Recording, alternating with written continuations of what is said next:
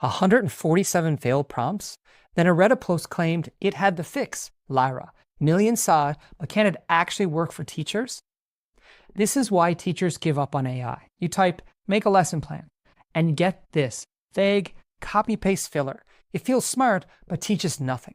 Therefore, we waste hours fixing what AI should have done right. But Reddit says LYRA flips the process. Let's test that claim. LYRA thinks before it writes. Deconstruct your prompt, diagnose what's missing, develop clarifying questions, and deliver the final plan. So instead of guessing, it interviews you. That's the promise. But we'll see if it delivers. Let's test it. Make me a lesson plan on climate change. Generic, disposable, now the same request, LYRA style. Here's the exact prompt you can copy. You are my AI lesson design assistant using the LYRA Framework. Deconstruct, diagnose, develop, deliver. Step 1, deconstruct my request and list what context you need before writing.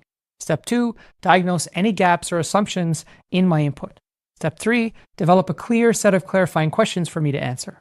And step 4, after my answers, deliver a complete lesson plan tailored to my students and goals. Wait for my request before starting. Make sure you include that last bit. That way you're not answering all the questions at the same time.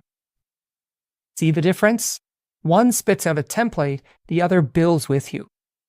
But is LYRA magic or just structured common sense? They're not wrong. LYRA isn't wizardry, it's a mirror. It forces reflection. Therefore, if you already think in structured prompts, LYRA feels slow. But if you're still learning to think with AI, that friction is the whole point.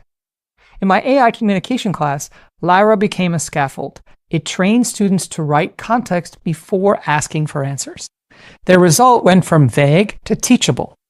So maybe LYRA isn't hype. It's training wheels for AI thinking. Lesson planning was round 1. Next time, I'll stress test LYRA on grading actual student work and show exactly where it breaks.